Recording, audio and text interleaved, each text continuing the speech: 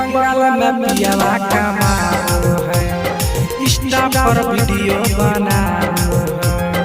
Insta पर video बनाओ है। बंगाल में पियावा कमाओ है,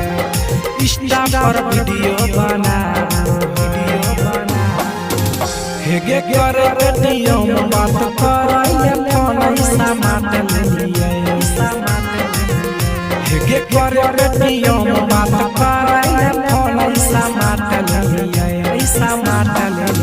हमारा तल पे लिया साथ ले लिया हमारा तल पे लिया साथ ले लिया हमारा तल पे